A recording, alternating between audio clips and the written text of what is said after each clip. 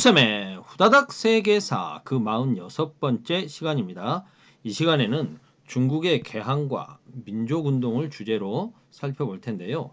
중국의 개항 과정을 설명할 수 있고, 그리고 중국의 근대화 운동과 민족운동을 당시 시대 상황과 연계해서 설명할 수 있어야 되겠습니다. 19세기 이후에 영국은 그 청나라의 그 꽝저우를 중심으로 한 공행 무역에 따른 무역 적자가 심각한 상황이었습니다. 대청 무역 적자가 심각했는데요.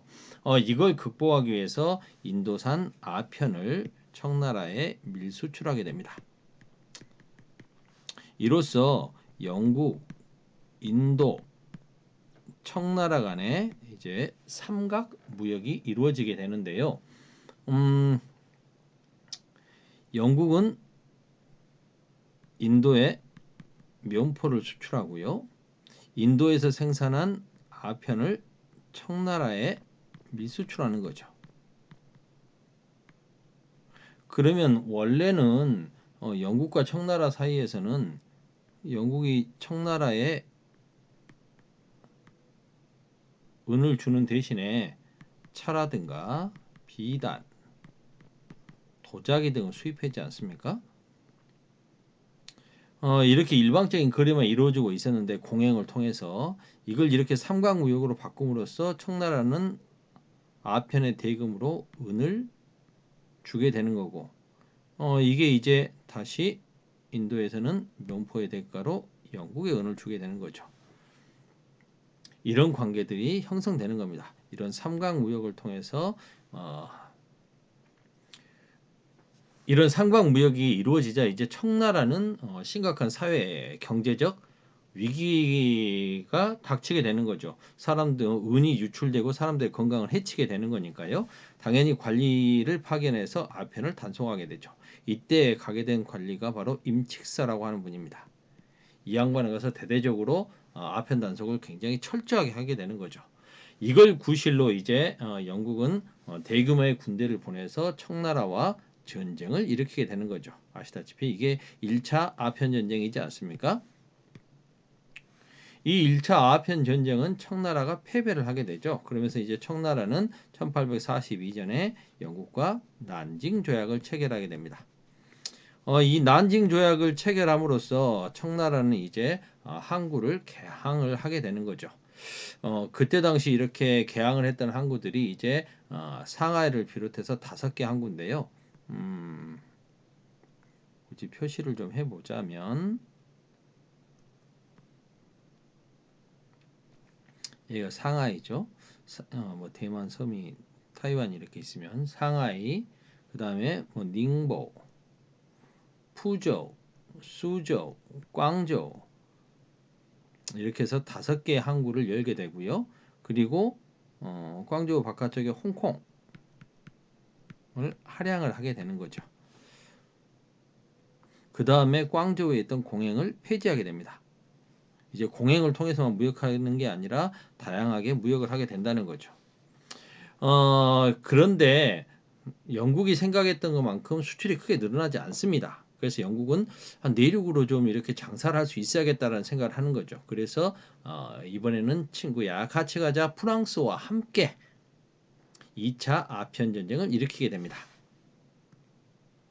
뭔가 구실이 있어야겠죠. 그래서 영국은 1856년 밀수선, 해적선이라고도 할 수도 있고요. 에로우호를 청나라 관리가 검문하는 과정에서 영국 국기 유니언잭을 내리게 되자 여기에 대해서 이제 영국 국기를 못 오겠다라고 하면서 청나라에게 항의를 하게 되는 거죠. 이게 바로 에로우 사건이고요. 프랑스 같은 경우에는 세계 곳곳에서 먼저 선교사 카톨릭 선교사가 이렇게 파견했다가 문제가 생기면 그걸 구실로 전쟁을 많이 일으키잖아요. 우리나라에서도 천주교 박해 등을 빌미로 해가지고 프랑스 신부 죽였다고 해서 병인 양요를 일으켰지 않습니까? 이렇게 프랑스는 선교사 피살 사건을 구실로 쳐들어오게 됩니다. 그래서 영국과 프랑스가 함께 청나라를 공격하게 되는 거죠. 그래서 청나라의 수도, 그러니까 베이징 아니겠습니까? 청나라의 수도 바깥쪽에 있는 관문이라고 할 수 있는 텐진 등에 대한 공격을 실시하게 되는 거죠. 그렇게 해서 청나라는 또 패배를 합니다. 그래서 텐진 조약을 체결하죠. 그리고 이제 항구를 추가적으로 더 열고 그 다음에 홍콩 외곽에 있는 주룽반도까지 뭐 주게 되고 막 이렇게 하게 되는데 문제는요. 텐진도 항구를 열게 되고 그런데 이제 청나라 황제가 이걸 거부하게 되는 겁니다. 추인을 거부하게 되자 영국과 프랑스 군대는 이제 청나라 황제가 있는 베이징까지 쳐들어가게 되는 거죠. 그러자 이제 러시아가 개입을 해서 베이징 조약을 맺게 됩니다. 이 조약을 중재해준 대가로 러시아는 드디어 연해주를 얻게 되죠. 연해주를 청나라로부터 할양받지 않습니까? 이로써 이제 영국과 프랑스는 내륙으로 돌아다니면서 장사할 수 있는 무역할 수 있는 길을 닦게 됩니다. 중국의 근대화 운동과 민족운동. 자, 아편 전쟁이 이렇게 두 번 패배하게 되니까 청나라의 위신은 크게 손상됐습니다. 그리고 이제 농민들의 생활은 궁핍해지는 거죠. 이거 우리나라 개항하고 나서 면포들이 막 들어오면서 그리고 쌀값 폭등하고 이러면서 우리나라의 농민들이 궁핍해져서 나중에 가보년에 농민 전쟁이 일어나는 동학 농민 운동이 일어나는 것과 비슷한 분위기입니다. 이렇게 해서 농민들의 생활이 궁핍해지자 이걸 배경으로 해서 홍수전이라고 하는 사람이 그리스도교의 영향을 받아서 배상제회, 옥황상제, 하느님을 받드는 종교단체를 만드는 거죠. 배상제회라고 하는 것을 조직하게 됩니다. 이렇게 해서 상제회를 조직하고 이제 만주족의 청나라를 멸망시키고 한족을 흥하게 하자라는 멸만흥한을 내세웁니다. 그러면서 태평천국을 건설하게 되는 거죠. 그리고 천조 전무제도라는 걸 발표합니다. 이건 태평천국에서 실시한 토지제도입니다. 지주전허제 필요 없고 하느님 나라에서 모두가 다 옥황상제의 나라, 상제의 나라에서 모두가 다 똑같다는 거 아니겠습니까? 그래서 모두에게 땅을 주는 겁니다. 그런데 남녀 차별 없이 땅을 주는데 이 토지를 가족 수에 따라서 분배해줘요. 굉장히 평등하게 주는 거죠. 그리고 안 좋은 제도였던 악습이었던 전족을 금지시키죠. 여자들 발 쬐끈하게 묶어가지고 헌금으로 동요해서 발을 자라지 못하게 하는 악습이었지 않습니까? 그리고 황비옥 머리, 만주족의 머리였던 변발을 금지시키는 거죠.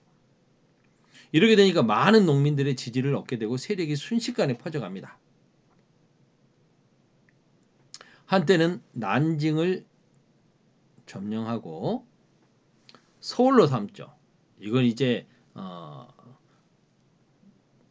태평천국의 수도다 해서 천경이라고 부르면서 이곳에 도읍을 잡을 정도로 세력이 엄청나게 커지고요. 그리고 한때는 베이징을 위협할 만큼 세력이 커졌습니다.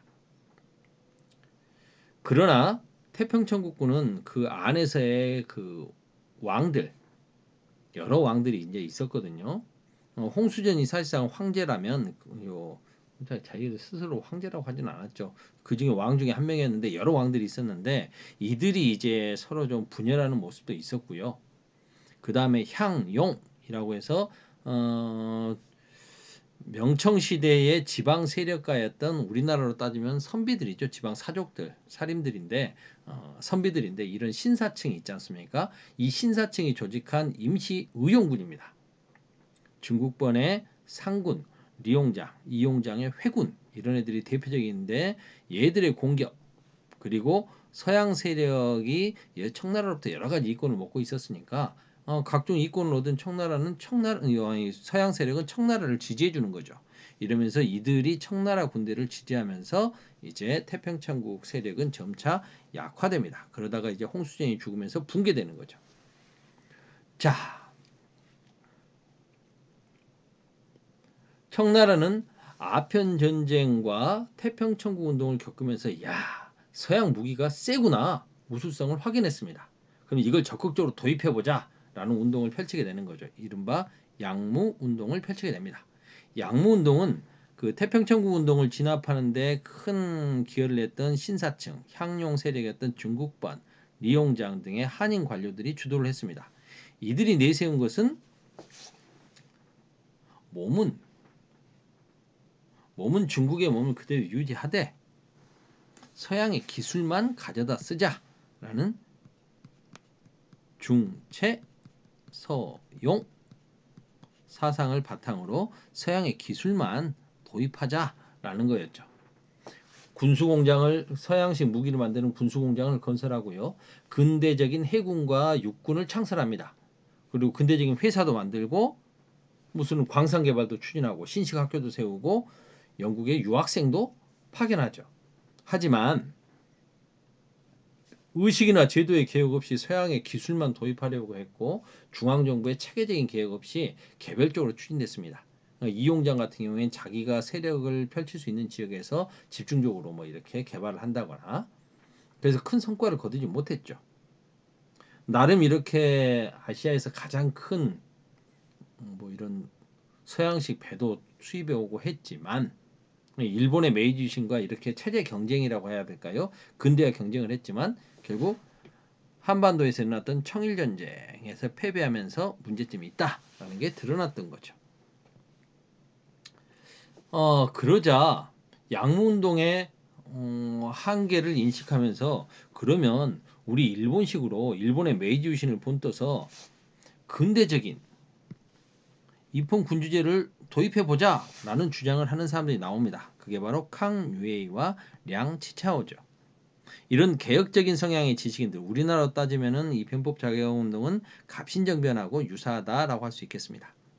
메이지 유신을 모방해서 나름 개혁을 추진하죠. 과거제 개혁, 상공업 육성 등의 근대적인 개혁을 추진하려고 합니다. 당시 황제였던 광서제가 이들을 신임해 주죠. 그래서 과거제도 개혁하고 신교육도 실시하고 상공업도 육성하고 뭔가 근대적인 개혁을 추진하려고 했습니다. 이게 이제 무술년 1800 당시 그 1898년이 무술년이었거든요. 그래서 이걸 무술개혁이라고 합니다. 개혁이라고도 부릅니다. 이런 변법 자강운동이 일어났는데 서태후 등의 이런 보수적인 보수파들이 정변을 일으키죠. 그 꼴은 못 빼겠다, 못 보겠다 이거 아니겠습니까? 그래서 100일 만에 끝나버립니다. 그래서 이 사람들이 이제 망명을 하거나 이런 모습도 갑신정 일본으로 망명하거나 하게 되는 거죠. 이런 모습도 어쩜 그렇게 갑신정변과 비슷합니다. 갑신정변은 3일 천하, 변법 자강운동은 100일 천하.